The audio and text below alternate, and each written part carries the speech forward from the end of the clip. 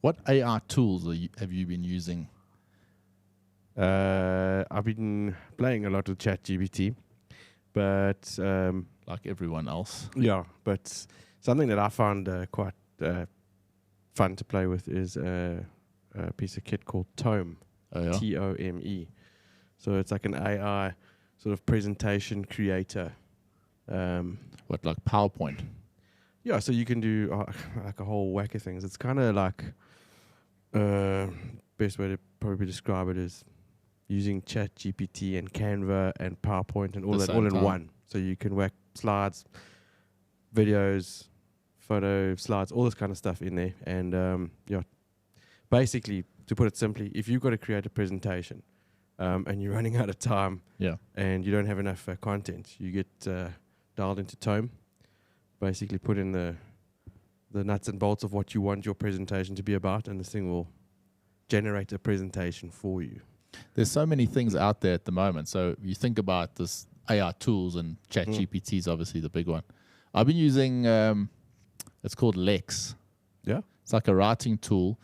It doesn't make stuff for you, but as an example, if you're trying to respond to an email or you're trying to actually write something, if you get to a point where you're a bit stuck or you hit a bit of a blank, you press +++, and then it takes what you've written and then gives you a suggestion on how you may want to continue. And then quite often you read it and it's like, oh no, that's not going to work. But sometimes it's like, yeah, that's quite cool to talk about. And then you go into the next thing. So you don't necessarily take its suggestion for the writing. So it doesn't write the things for you like ChatGPT does. Yes. But it gives you a suggestion as where to go next. So it's also quite a cool one. That's very cool. Yeah.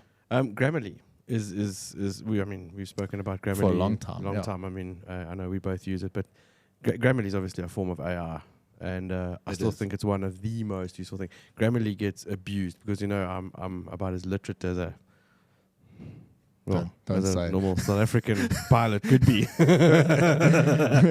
And yeah, so very often my emails need to be tempered properly, and yeah, Grammarly is just great for that. Love it. Yeah, Grammarly helps with your formatting of what you're writing, and then there should be a comma there or a rewording of a sentence there. It doesn't do anything for you. So it's almost like you get to the point now. When I started using Grammarly, I thought this is a bit like cheating because other people aren't using it and my writing's going to look really good. Now today you look at it and say, well, how do you actually get by without Grammarly? Everyone's using ChatGPT. If you're still using Grammarly, it's almost like they have an advantage over you. But as you say, Grammarly is a very, very good tool. Yeah. Well, it was an advisory a good year and a half ago, I'd say. Yeah, and it's one of the advisories that has stuck with me, and I've used it quite a lot, probably the most. Yeah, I agree. Ryan, this week, a couple of podcasts got my attention and kind of directed the show today. So a little bit different today. Not a huge amount of aviation news this past week. Certainly nothing of any major interest to us. So I thought a good week to maybe dive down a little bit of a different path. Over February, we said we were going to go into aviation training a bit, and we've spoken about the QRH. We've been down the MEL road and explained how those documents worked. And one of the topics we said we were going to talk about was a risk management model, how to use a risk management model tool, whether it's a TDODA method or a decision-making matrix, whatever you want to call it, something that you use in the flight deck that can help you make decisions. But while I was planning the podcast to actually speak about that, you actually realize that without addressing the background of why that document is used, it would be a fruitless conversation. So we got to go back a little bit and understand why and how this document gets used. And I say document, you don't necessarily have to pull out a document to use an RMM in this case. It can be in your mind, but you do need something that you can refer to when trying to make a complex decision in the flight deck. But there's a reason why. And on the Joe Rogan podcast, it was about a week and a bit ago, he had a interview with this guy, Joel Turner. Now, Joel Turner is one of the top guys in the world, archery experts, shooting a longbow. And he spoke about something that I have looked at in the past, a very, very interesting subject that I thought we could chat about today. I could maybe throw a few things at you. You can answer it back and to see if you've had any of those experiences yourself in the past. So hear me out on this one. A little bit of a different show, but have a listen and see what you think. The other podcast that caught my attention this week was one of our favorite podcasts, platforms at least, the High Performance podcast with Damien and Jake. And they spoke to a guy, Matthew Syed. I've got a couple of his books there in my office, one of them called Black Box Thinking. So with that podcast and this Joel Turner's, I thought, hey, I've got enough content now to actually speak about the RMM, why it's there, and how we can utilize a lot of the concepts that these guys spoke about on those podcasts in aviation. Now, as most of you guys know, Ryan and I are in the aviation training field. And over the past few years, we've put a hell of a lot of effort into the training courses and the structure of those courses. And it's not just a case of, picking up the cats and cars and having a look and seeing what should be in those courses and delivering those courses. There's a lot more involved. If you want to offer world-class training, you've got to go and find world-class content. And obviously learning the correct training methods. If particular students are making repetitive mistakes, understand why those mistakes are being made and then address those mistakes in the training.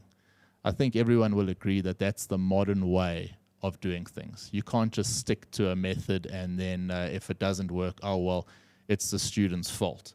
You have to kind of go back and see why are certain things being done and then perhaps address the training in a way that can mitigate those errors going forward. So basically, I want to start with something quite complex, Ryan. So we're talking about the RMM, but let's go right back. So there are two control systems in our brain that govern movement. So I'm taking you right back to the beginning here. Anything that governs movement, you've got two control systems that do that. You've got an open loop system and a closed loop control system. One open, one closed. Let's start with the open loop control system. So the open loop system is the goal of the subconscious mind. When you learn a control movement to begin with, you're in that cognitive state of learning that we've heard about. So think about your lighties growing up. Yeah. Most of the things they're doing, they're in this cognitive state of learning. You think about every piece of that movement. I don't know if you're at the shoelace tying stage yet or whatever. No, but not quite. But you understand where I'm getting to. It's that cognitive stage of learning. You have to think about every little piece of that movement. Once that's done, once that's been explained, you go into the practice phase of learning. You practice, repetition, until it becomes a movement that is automatic. All right. So that's an open loop control system. The automatic movement is controlled by open loop.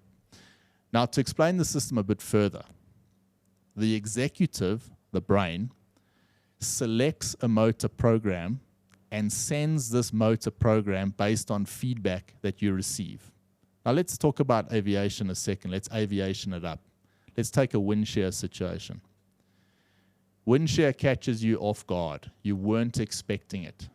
So we rely on an open loop system there to place a procedure at our hands that we can execute to mitigate the threat of that wind shear. Yeah. In other words, you're flying an approach. Of course, there are certain cues that you may have picked up that, hey, I can expect wind shear or something like that. Maybe it's wake turbulence from another aircraft, something you weren't expecting. You need an open loop system to help you, to give you a procedure you can fall back on to mitigate the threat of, in this case, that wind shear exercise, okay, or the wind shear in real life. So in other words, what motor program do you need to get myself through this situation? And you very quickly call on this wind shear escape maneuver that you've learned through repetition training or practice. Okay. Now, this motor program is sent to what is called the effector, which is a muscle group that receives the program and carries the program out. Okay, so it goes from the executive, the brain, and then it gets sent to the effector, this muscle program. Now, in this open loop program, the movement, an open loop movement, is so fast that you can't stop it halfway through. So think about, take these professional cricket players. Well, I was actually just, when you were talking about that, it's like a golf swing. Yeah, or golf swing. You can't like reverse a golf swing. Once you're on the backswing, exactly. you kind of committed. You've got to follow through. Same like with a cricket swing or something like that, even serving a tennis ball. So obviously you can think about the movement, but once that whole movement starts, you can't really stop it in the middle.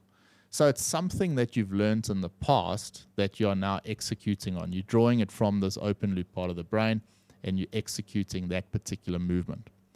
Now, the open loop program, the movement is too fast to gain feedback within itself. So go back to your golf swing situation. Only after you've swung and hit the ball can you assess what you may have done wrong. You're not receiving feedback during the actual swing. You're receiving the feedback after the swing. So this is all to do with this open loop type of program, okay? It's not meant to be stopped in the middle. It's meant to be started and carried through. Yeah.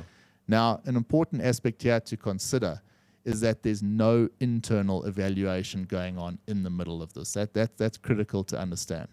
To summarize, an open loop control systems, the executive, the brain, sends a motor program to the effector, which gives the required output and results in the movement that you want. So let's aviation things up here a bit, Jaron.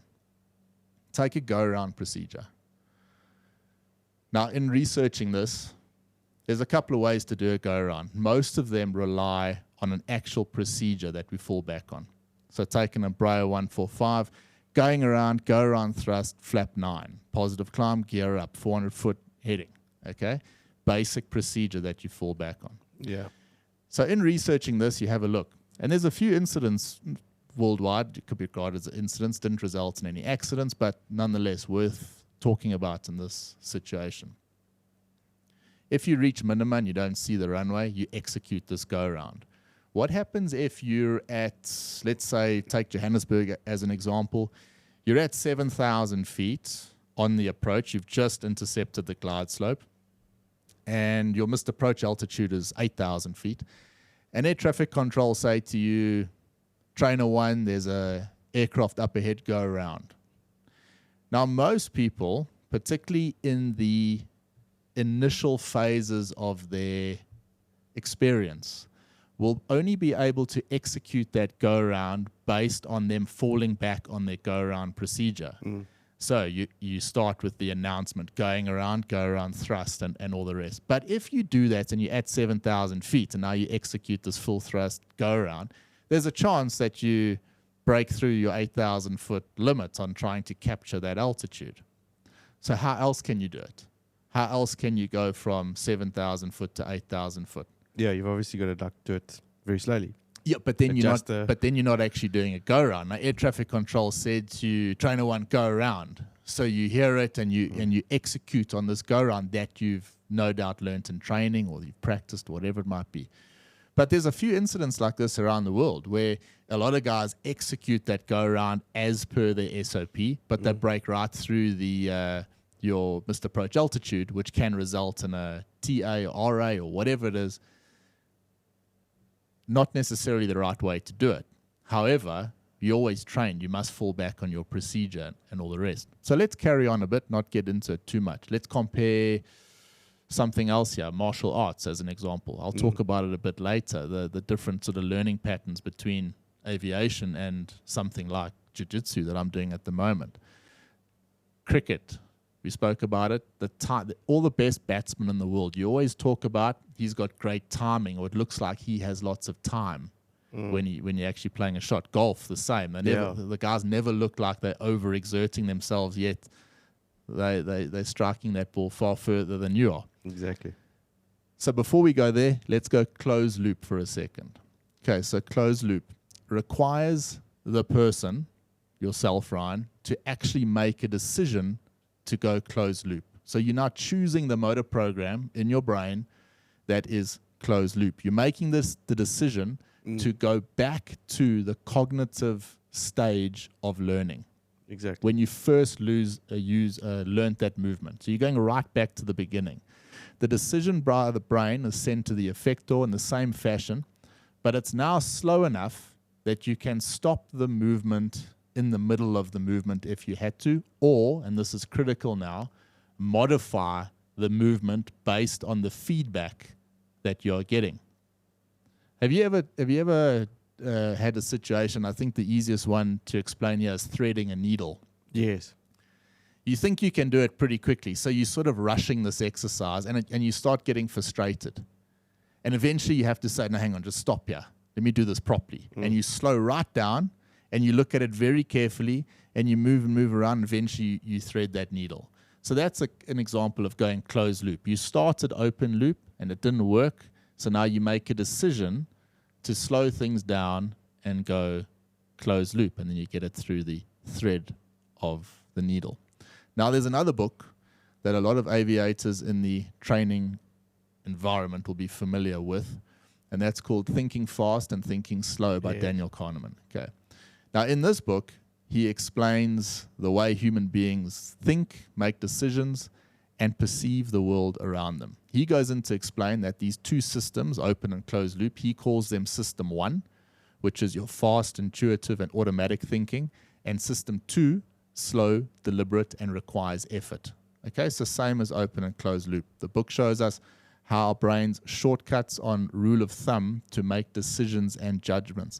I've given you that bat and ball scenario before, Paul. You have, yeah. That's a fantastic. So some of our analogy. listeners out there, good one to maybe listen to. You want to go to the beach, and you want to go play bat and ball on the beach, and you see a shop selling a bat and a ball for $1.10.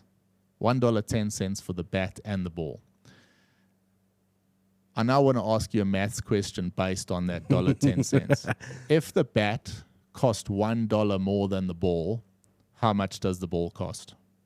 So together they're $1.10. The maths question says if the bat costs $1 more than the ball, how much does the ball cost? Yeah. Now most people are going to answer 10 cents. Yeah. The answer is not 10 cents. What's happening, your open loop brain, your fast thinking brain has answered that question for you because it requires little effort. It says, Ryan, I know the answer. The answer is 10 cents. There it is. Yeah. But your slow, deliberate thinking part of the brain is prohibited from thinking because your fast thinking part of the brain has given you the answer already. Yeah, saying, it's that buzzer. There's the answer. That's Go it. for it. Don't use any more energy. The answer is 10 cents. And now it actually stops you from trying to think further to actually answer that question. It becomes harder and harder. The answer is not 10 cents. The answer will be in the show notes, but it's not 10 cents. Okay. So this is how he explains it, System 1, System 2. In short, here in aviation, we need both, and we have to train both. So System 1, think about go-rounds, V1 engine failures, wind shear, dealing with severe turbulence, wake turbulence, anything like this that we need to call on a procedure, something we can fall back on when we get to that high energy part of the flight. Yeah. System 2, complex decision-making, problem-solving, correct assessment of the applicable QRH checklist, diagnose, evaluate, and provide a solution taking into account weather, the aircraft, safety, passengers, company, runway length, the list goes on and on and on. This is why the training around the RMM is so critical, because not only are you training how to use the RMM, you're training someone how to shift between System 1 and System 2 in the flight deck. It's not just a case of this is how you use the document. It's actually a way of slowing down in the flight deck and using your slow, deliberate thinking part of the brain to help you make a decision that might be based on a multitude of factors. You can't go open loop in that situation. Yeah. You just can't. Now, just going back to comparing jiu-jitsu to aviation. Okay, so I started in, when was it? Late November, and I was quite amazed by the whole learning process in jiu-jitsu, because first of all I thought, but how am I going to learn this? Because I'm joining a class, like where's the beginner's class? Like how do I start session 1 with this coach? There isn't. There's no sort of, there's no start, you know. Compare that to aviation. Compare doing your PPL to basically I'm in the PPL of learning jiu-jitsu at the moment. Okay, but I just started wherever the other guys sort of left off. Yeah. So long story short, here, your aviation journey starts at stage 1 and goes to stage 2 and 3 until you get your PPL. Then it sort of expands a bit into your COM and then your ATP, and maybe you do your instructors or somewhere along the line, and you keep building on this foundation. But at no time are you ever sort of falling on a procedure that you haven't learned. Yeah. Now, what's quite amazing with that is nowhere along that journey do you get to a point where you really learn about decision making and how and why to make a decision. But more importantly, you don't actually learn how to switch between using system 1 and system 2 in the brain. It's quite a critical part of flying an airliner. So we talk about these things all the time. How do you bridge the gap between going from flight school as a fresh comm into an airline environment? What's the difference between someone who's got 200 hours, goes and gets an Airbus 320 rating or a max rating or something, and compare that to someone who's got 15, 20,000 hours, been flying the aircraft for 20 years. They've got the same license now. Okay, the one might be a COM, the one might be an ATP, but ultimately they've got the same license. What makes the difference between those two, other than the ability to handle the aircraft maybe a bit better when you've got a bit of experience? You're still handling the aircraft as good as you need according to the regulations, but what makes the difference between those two pilots? It's ultimately the ability of that experienced pilot to make the decision. Yeah. You know, when things go wrong, you're going to, you know, that joke you always make when you become a captain, when things go wrong and you're sitting in the right seat, you look to your left. When you're sitting in the left seat and things go wrong, you still look to your left, but you see the reflection of yourself in the window. Yeah. So it's the captain that's ultimately making those decisions. And in doing this research, it's quite evident that the ability for good pilots, the real top aviators, to shift between using system 1 and system 2 is critical. Now, one step further, Matthew Syed, the high performance podcast that I spoke about, he really praises aviation in his book, Black Box Thinking. What he says with aviation is that we've basically reverse engineered safety. So whenever something happens, we take the accident, the incident, and we work backwards. So if you think about the logic here, every single time there's an accident around the world in an aircraft, aviation gets safer, because we take that accident and then we build in fail-safes that help us mitigate the threat of that happening later. Threat multiplied by vulnerability equals risk. If you reduce the vulnerability to 0, then the threat multiplied by 0 equals 0 risk. Okay, so this is important in aviation. That's why we are the safest industry in the world, hands down. We literally do make every other safety-conscious industry look like Mickey Mouse hour, because we from a safety aspect, we're on another level. Now, going back to the RMM, you might be dealing with a V1 engine failure after takeoff. We fall back on our open loop, our system 1 part of our brains. We fall back on the procedure. So positive climb, gear up, 400 foot, heading bank, acceleration, altitude, alt, V2 plus 15, flap 0, VFS speed, whatever your procedure for your particular aircraft is, we fall back on that procedure. But at some point, we have to go open loop to close loop. And this is where there is often a lot of guys battle with this. How do you go from following this procedure, maybe you do your Mayday call, whatever it might be, But now you've got to make a complex decision. And it might not be something as obvious as an engine failure with a fire that you're coming back to your departure airfield. Maybe it's something a bit more complex. I remember I was in Cape Town one day. I was lined up, we were lined up on runway 01, the CRJ. It's going back, a few years now. And the 747 got airborne in front of us, Speedbird 747. And we had lined up just after them, and as they rotated, we saw some big flames coming out the back of I think it was the number 1 engine. So immediately we all thought, this is going to be a long day, because it's going to be a mayday call. They're going to have to take us off the runway. Probably going to have to dump fuel, whatever, and it's probably going to affect us. That's how I was thinking then. And air traffic control, I remember, said to the Speedbird, please confirm your intentions. And the captain just said, stand by. And then later on, the captain came back and he said, we've decided to continue to Heathrow, request now lower 340 or whatever it was, and have a good day. Cheers. I was like, how does that happen? Now, obviously, they had to look at certain things and assess it, check their performance, a whole lot of calculations to make. But the only way they can do that is to go into this slow, deliberate way of thinking, shifting from that, engine failure after takeoff into this slower way of thinking. Now, the important thing with switching between those two, one needs to make a deliberate decision. So you have to decide, right, I'm going to shift from system 1 to system 2, the slower, deliberate way. And that's what the RMM is for. The RMM is there to slow you down and put you into that decision-making process. It's to help you get into that mode of thinking.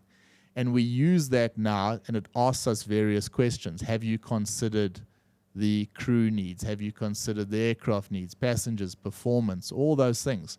So if you are in a very difficult situation and you're battling to get into this slow, deliberate thought, that document is there to actually help you slow down and start making decisions based on a preset set of questions. Now, in that podcast with Joel Turner, he says what's quite clear, if you ask anyone that's, first of all, going to archery, you have to be in a closed loop mindset. So you can't be open loop. You can't just pull that bow back and let it go. You have to be very slow, very deliberate about how you're doing that particular exercise. Go back to martial arts, jiu-jitsu, it's all open loop. You're just moving based on the other person.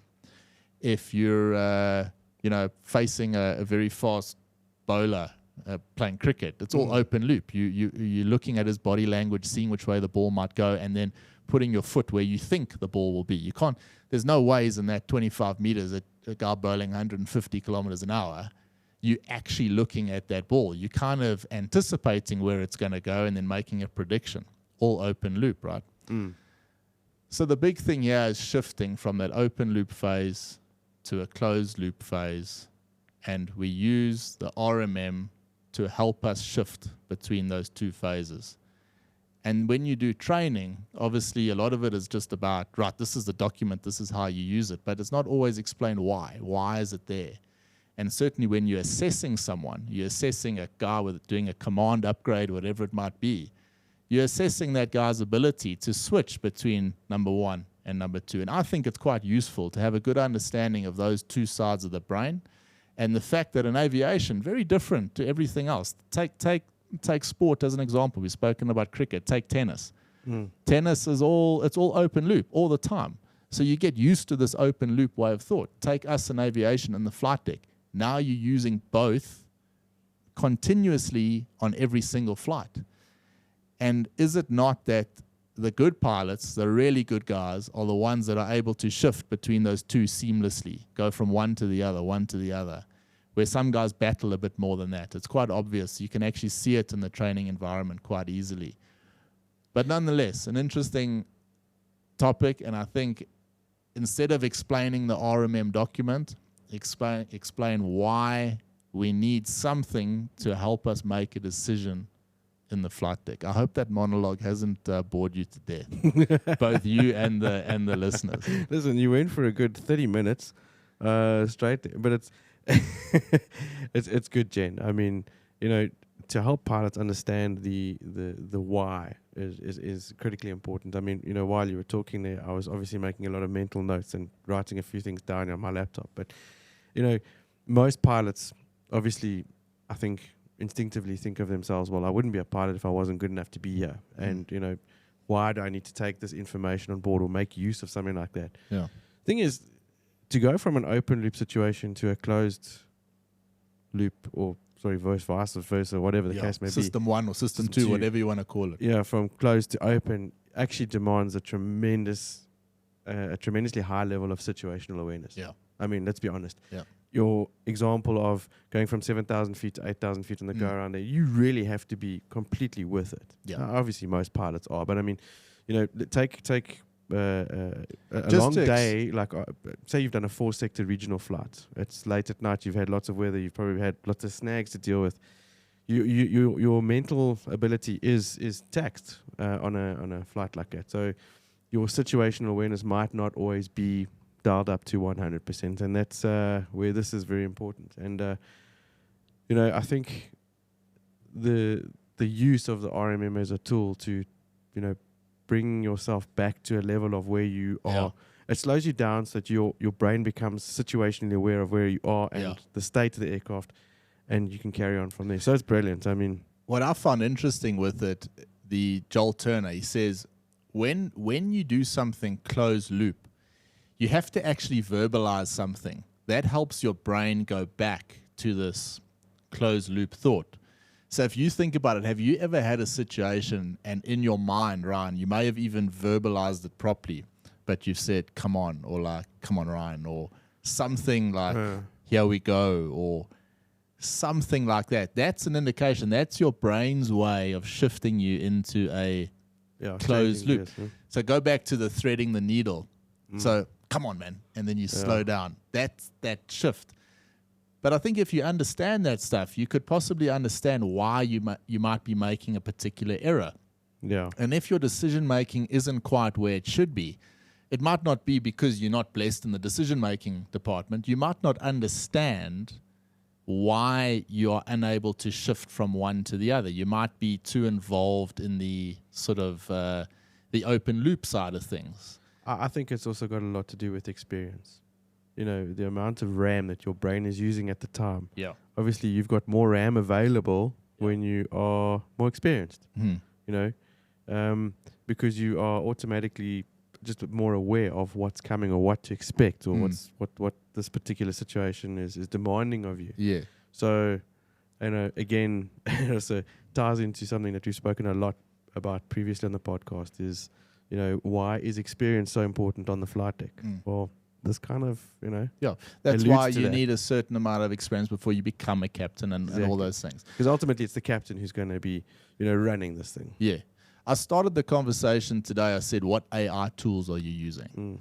And anyone that knows us, we're big proponents of automation, digitization, all these things. And the rest of the world is gone, and not even going, it's gone in that direction. Yeah. Now, there was an interesting thing that happened on January the 26th, 2 Alaska airline flights. I don't know if you saw this story. They were both going from Seattle to Hawaii. They lifted off 6 minutes apart. Both pilots on both different aircraft felt a little bit of a bump on rotation, and both flight attendants on the 2 separate aircraft both felt a scraping noise at the back of the aircraft. Flight attendants came forward and told the crew what they felt. Both crew members on both aircraft returned for a safe landing back at Seattle. Now, what happened? Their tails scraped the runway. Both Alaska aircraft 6 minutes apart taking off. Both planes circled back, landed, no issue at all. Alaska's on-duty director of operations immediately ordered that no more planes were to take off across the whole Alaska network. So a major stoppage of all the aircraft until they kind of figured out what's going on here. They quickly realized that there was a software bug sending bad takeoff weight information to the flight deck crew. So they put into the flight the computer a weight, I believe, was something like 15,000 pounds or something less than what it should have been. Yeah. So this flight data computer obviously works out things like your stab trim, your reduced thrust setting, and all the rest. So the information that was going into the system was bad. In this case, the aircraft was a lot heavier than what the crew had inputted. Therefore, they had quite a big thrust reduction on takeoff, and they subsequently scraped the tails. Now, this director of flight ops saw this thing happening, and they shut all Alaska flights down until they figured out what was going on. And they soon figured this out. Now, interestingly enough, there was only those 2 aircraft that had issues. Now, of all the other flights that happened, there, I think 727 flights that this poor data got sent to. So of the 727 flights, only 2 of those ended up with tail strikes. Now, some of the pilots that reported back, when they received that data, they looked at the data and they said, this doesn't look right. Yeah. So they made a call to the operations and said, please just give us those figures again. This looks a bit off. And truth Bob, it was off, and they inputted the correct data. Some crew members, however, there were 26 of these flights, I think, where the guys took off with the wrong data. Without checking. They just inputted the data because that was the procedure. The procedure is you get the data, you put it into the flight data computer, and off you go. Whereas some of the guys, the more experienced guys, some of the ones that probably regarded as the higher competent guys, they looked at this thing and said, doesn't look good. Yeah. And they made a request for manual figures or a manual load sheet, whatever it might be, mitigated the threat, and got airborne safely later on. So this was a software bug. It was this dynamic source company that had a bit of an issue. And you and I know all about software. Lately, we've been dealing with a big company that's helped us with our digital paperwork. And they relied on us quite heavily for providing them input on errors on their own software. Yeah. So we became like a test bed for this company to feed us with a bit of gen. Every time we did, they were incredibly grateful that we were sending them a mail and documenting an error in the software. 20 minutes later, it's corrected. Pick up another error, they correct it. So point being, while we shift from this manual phase to this automated phase with everything, there might be errors in your software. There might be errors somewhere along the line. You're still going to rely on that old-fashioned, that looks about right situation, or that doesn't look right. That's why it's also so important to be deliberate about everything that you do. In the flight deck, you have to slow down and be deliberate and pay attention to. So what system are you using? You're using system 2. Yeah. This is the point here. You actually mentioned that they're being deliberate. Yeah. So you get the information in. The open loop system 1 says, right, procedure is take the information, plug it in, do the start checklist, let's go. Yeah. System 2 says, whoa, let's get the information in, let's slow down, let's check it, let's put the information in. Because the cross-check simply would have been confirming pilot 1, pilot 2, or the captain, first officer confirm that their figures are the same, and the input goes in. Yeah. Now you've got to go one step further and actually say, but hang on. Although we've confirmed we've both got the same figures, the figures are in fact wrong. Yeah. So you rely on shifting to that system 2. Now you're shifting, you've just done a check. How many times when you get to know an aircraft well, Ryan, you're doing the before start flows or whatever it might be, you doing those flows without thinking about those flows. You're not physically thinking about each thing. You're actually just making a whole whack of selections, all open loop. All right, all system 1, doing it all automatically. Your brain's not using a lot of energy. You might have a long day of flying ahead, so you're getting all this stuff done without too much input from your brain. Exactly. It's all automatic. Yeah. All automatic. Now you get the figures from the loadmaster. Got to shift to system 2. You can't just rely on that open loop while you've just done your flow. And that's what makes an aviator. Yeah. But coming back to the whole RMM thing, I mean, I suppose, talking about this right now is when you're dealing with an emergency, for instance, from having to work out a whole bunch of memory items, then get the QRH out, that's a shift in itself. And something important to mention when using the QRHs, I came across this the other day, but a little saying you should probably have in the back of your mind is if it requires 2 fingers, it should take 2 seconds before you make that selection. That's a nice little thing to remember. I mean, how often you, like you say, go straight for the switch without actually really pausing to make sure that you've got the right switch in your fingers before making it. Because it could be one of those items that once you've made that selection, that's, I suppose, that whole confirmation item that slows you down. But very, very important. And what I liked with this whole thing at Alaska, so they came in, they sorted it out. So that ops guy was obviously on the ball, shut all flying down. It only resulted in a 22-minute delay across their network, but they ultimately fixed the problem. Yeah. But now they've gone and implemented something old-fashioned again, TLAR. That looks about right. So if something doesn't look right, you stop. Yeah. So you have to go into that closed loop thought before you actually make that decision. Now, article ends by saying it's been 14 years since the last fatal U.S. airliner crash. There is a concern that less experienced pilots and air traffic controllers hired during the post-pandemic labor shortage could diminish safety margins. Crazy.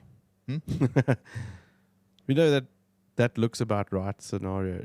When you're doing the pre-flights, you're walking around the airplane, you're checking the tires out, you're looking at these 2 wings, all the panels are there, everything looks about right. I mean, I've had it many, many times where I was pre-flighting an airplane and I picked up a few things that were actually no-go items just because I slowed myself and I sort of designed it in myself to become very pedantic about my pre-flight. Yeah. Well, you had to be. Yeah, it was just that like first sort of line of defense built into me, and very often saved my backside.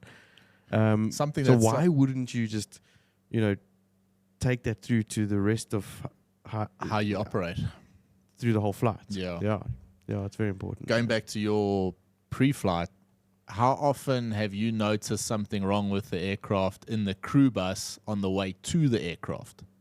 So it's one thing to go around and check each individual things, but when you're looking at the aircraft driving in the crew bus to the aircraft, that's when you actually pick up other gear pins are still in or all those type of things. Yeah, it's a fascinating subject. That, I mean, how many times haven't we had that conversation as well? Where you often ask a guy, when do you actually start flying the airplane? Is it when you get to the aircraft and put the master switch on, or and then the truth is you should start your flight already when you wake up in the morning. Yep. Open up your eyes and start analyzing the weather, look at the information that is available to you on your iPads about the aircraft, etc., etc., etc. And I suppose, again, that enhances your situational awareness, which will obviously, help your System 1 or System 2 definitely, develop itself. No, definitely. It's but again, a lot of that's also to do with, that's not necessarily the case when you're in the middle of your comm. You might even have another job and you're doing flying on the weekends or in the afternoon in your spare time, whatever it might be. But there's a definite shift that you need to make between, doing your comm license across to an airliner type of environment. And you are going to see younger, less experienced pilots, air traffic controllers, cabin crew across the board in aviation. Oh, yeah. But then what has to happen is the training then must up its game. The training must be more vigilant. You must go into more explanation as to why you do things. Instead of just learning how to make a decision over time and experience, teach that at the beginning. Teach it right at the start. Right, this is how you make a decision. This is how you read the QRH. This is what an MEL is for. So I hope on the show we've managed to actually explain a couple of these topics in a little bit more detail, particularly to Ryan, I must say it's something I am quite proud of. We've been number 1 and number 2 in Nigeria and Kenya, and we were number 1 in Angola. Really? In very recent, the last 2 recent podcasts, from an aviation perspective, obviously, not competing with Rogan and the likes there. But nonetheless, when I had a look at the analytics, a lot of the viewers there are younger. They're sitting in the 20 to 25 range, where here in South Africa we tend to have a slightly older audience, 30 to 35, mainly males. But interestingly enough, and I assume, and I'm pretty sure that a lot of those guys that are listening to us in Africa are the younger generation of pilots trying to get a little bit of information about what it's like to fly an airliner, because man, oh man, are there opportunities available for young pilots that are wanting to get into the aviation world at the moment. The opportunities are there. They ain't going to stop, and it's a total new world in aviation. The days of requiring 4,000 hours and 2,000 on jets with 1,000 on EFIS flight decks, those days are gone because there are not enough pilots around. There are not enough air traffic controllers. And provided you can demonstrate the skill set that you need to succeed in an airline and demonstrate your ability, or at least show that you are trainable, then you have a very, very bright future in aviation. I think that will probably tie into a subject which I think we should bring up in the next couple of weeks. Obviously part of the ICAO core principles. Core principles. Let me get that right. The primary one being knowledge, skills, and attitude. It's a fundamental part of your aviation foundation that you need. That is the foundation. I think there's some good conversation to come out of that we could probably touch on in the coming weeks. Yeah, throw some experience in there. So look forward to that. Taking a break next week, pal. Yeah, we've got a busy one next week. Won't be back next week. We'll be back the week after, of course. And as always, thanks for listening. If you know anyone that might enjoy the podcast, our content, please share it along to someone else. And better yet, go and give us a 5-star rating on Apple and Spotify, and follow us on YouTube as well. We're there as well. Yeah, greatly appreciate it. Take it easy. Have a good one. Good weekend, pal. Ciao. Cheers for now.